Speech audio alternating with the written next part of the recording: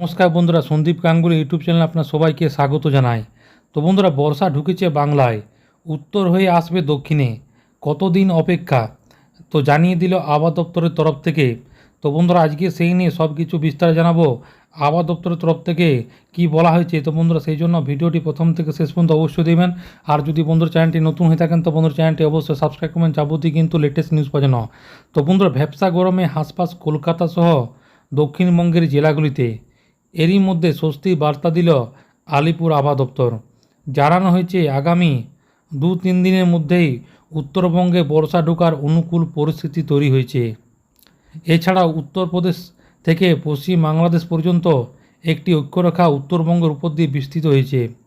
এর ফলে উত্তরবঙ্গের বেশ কিছুই এলাকায় ভারী থেকে অতি ভারী বৃষ্টির কমলা সতর্কতা দেওয়া হয়েছে। সপ্তাহান্তে কলকাতা সহ দক্ষিণবঙ্গের প্রায় সব জেলাতে বৃষ্টির পূর্বাভাস রয়েছে।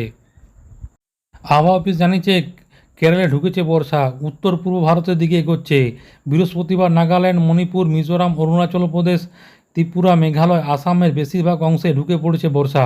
আগামী 2-3 দিনেই তা হিমালয় সংলগ্ন পশ্চিমবঙ্গ এবং সিকিমে প্রবেশ করতে পারে। সেই উপযোগী পরিস্থিতি তৈরি হয়েছে। এমনিতে জুনের প্রথম সপ্তাহে উত্তরবঙ্গে প্রবেশ করে বর্ষা। এবার রোমালের কারণে একটু আগেই বর্ষা প্রবেশ করলো, উপযুক্ত পরিস্থিতি তৈরি হয়েছে। তবে বর্ষা যতক্ষণ না ঢুকছে ততক্ষণ না বলা যাবে না যে রাজ্যের আগে না পরে আসছে। বর্ষা প্রবেশের ক্ষেত্রে অনেকটা বিশেষ ভূমিকা রয়েছে। এরই মধ্যে অন্যতম ভূমিকা রয়েছে ঘূর্ণিঝড় রেমালের জন্য। তো বৃহস্পতিবার কলকাতা সর্বোচ্চ তাপমাত্রা ছিল 30 ডিগ্রি সেলসিয়াস, সর্বাধিক তাপমাত্রা ছিল কিন্তু 40 ডিগ্রি সেলসিয়াস। উত্তর ও পশ্চিম উত্তরপ্রদেশ থেকে পশ্চিম বাংলাদেশ পর্যন্ত বিস্তৃত রয়েছে অক্ষরেখা। সেটি দক্ষিণ ও পূর্ব উত্তরপ্রদেশ এবং দক্ষিণ বিহার, হিমালয় সংলগ্ন উত্তরবঙ্গ এবং সিকিমের কিন্তু উপর দিকে গেছে, এবং যার জেরে বঙ্গোপসাগরে ছুটে আসছে আর্দ্র জলীয় বাষ্প। তার জেরে উত্তরবঙ্গের উত্তরে বিভিন্ন জায়গায় ভারী থেকে অতি ভারী বৃষ্টি হতে পারে। আগামী সোমবার পর্যন্ত দার্জিলিং, কালিম্পং, জলপাইগুড়ি, কোচবিহারে সেইখানে কিন্তু হালকা থেকে মাঝারি কিন্তু বৃষ্টি হতে পারে।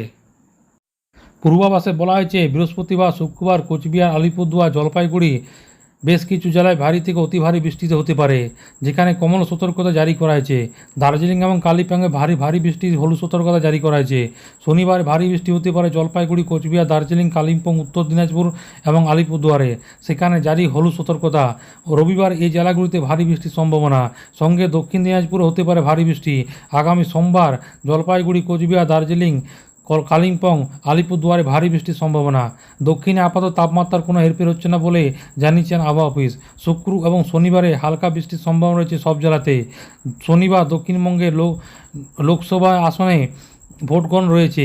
ওই দিন মেদিনীপুর, 2 বর্ধমান, ঝাড়গ্রাম, পুরুলিয়া, বাঁকুড়া, বীরভূমে হালকা থেকে মাঝারি বৃষ্টিপাতের সম্ভাবনা হবে, বিক্ষিপ্ত হবে, তবে সব জায়গায় নয়। আগামী রবিবার দক্ষিণবঙ্গের সব জেলাতে হালকা থেকে মাঝারি বৃষ্টির সম্ভাবনা। ভোট গণনা আগামী মঙ্গলবার 4 জুন, সেদিনও কিন্তু দক্ষিণের সব জেলাতে হালকা বৃষ্টির সম্ভাবনা কিন্তু রয়েছে। তো বন্ধুরা, আশা করি বুঝতে পারেন। তো এইটা ছিল বন্ধুরা ছোট্ট একটি আপডেট। ভিডিওটা ভালো লাগে বন্ধুরা চ্যানেলটি অবশ্যই সাবস্ক্রাইব করবেন। মনে যদি বন্ধুরা কোনো কোয়েশ্চেন থাকে বন্ধুরা কমেন্ট বক্সে কমেন্ট করতে পারেন, নিশ্চয়ই সাহায্য করার চেষ্টা করবো। পরবর্তীকালে নতুন কোনো ভিডিও দেখাবে, তো তখন বন্ধুরা সব ভালো থাকবেন, সুস্থ থাকবেন, সাবধান থাকবেন। সবাইকে অসংখ্য ধন্যবাদ।